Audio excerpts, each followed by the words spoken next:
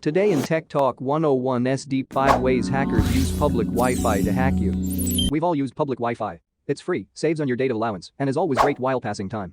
You might love public Wi-Fi, but so do hackers. Here are just a few ways hackers can hack devices on public Wi-Fi, get access to your private data, and potentially steal your identity. And, because sometimes you've very little choice but to use public Wi-Fi, how you can protect yourself from public Wi-Fi hacking in the end. Comment if you know any other method or faced any problems. Number 1. Man-in-the-middle attacks.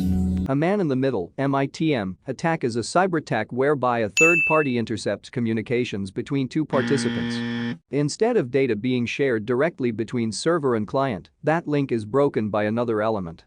The uninvited hijacker could then present their own version of the site to display to you, adding in their own messages.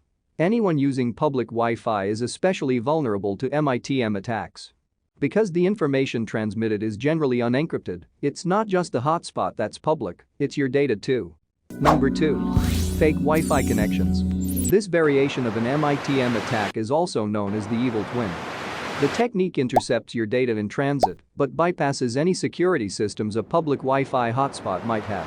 Victims could be handing over all their private information merely because they were tricked into joining the wrong network. It's fairly easy to set up a fake access point (AP) and is well worth the effort for cybercriminals. Any transmitted data sent after joining a fake network goes via a hacker. Number 3. Packet sniffing. It's an amusing name, but the actual practice of packet sniffing is far from a laughing matter. This method enables a hacker to acquire airborne information, then analyze it at their own speed. The device transmits a data packet across an unencrypted network, which can then be read by free software like Wireshark. That's right. It's free. Packet sniffing is relatively simple and not even illegal in some cases. Departments do this regularly, ensuring safe practices are maintained, faults are found, and company policies are adhered to. But it's also useful for cybercriminals. Number 4. Sidejacking, session hijacking. Sidejacking relies on obtaining information via packet sniffing. Instead of using the data retroactively, however, a hacker uses it on location, in real time. Even worse, it bypasses some degrees of encryption. Login details are typically sent through an encrypted network and verified using the account information held by the website. This then responds using cookies sent to your device. But the latter isn't always encrypted. A hacker can hijack your session and gain access to any private accounts you're logged into. Number 5.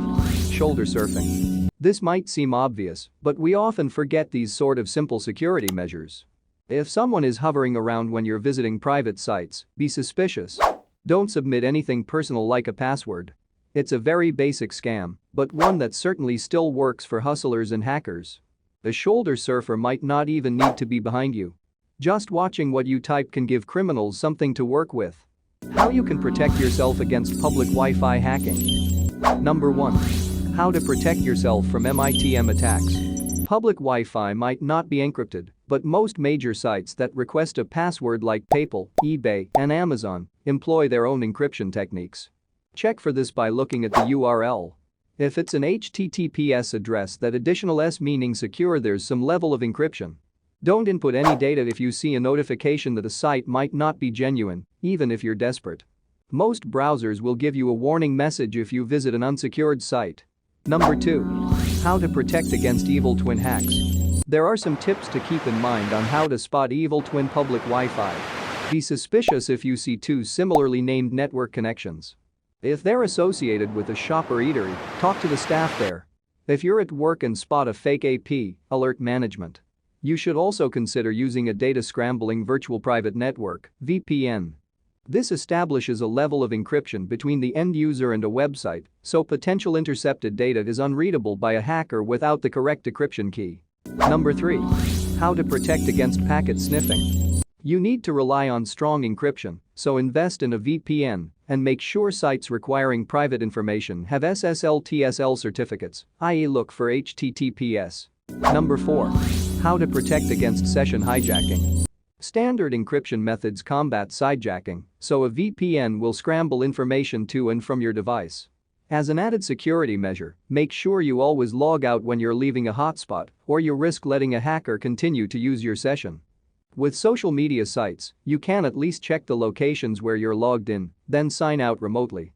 Number 5. How to protect against shoulder surfers. Be vigilant. Know who's around you. Sometimes, paranoia can help. If you're not sure of those around you, don't go on anything private.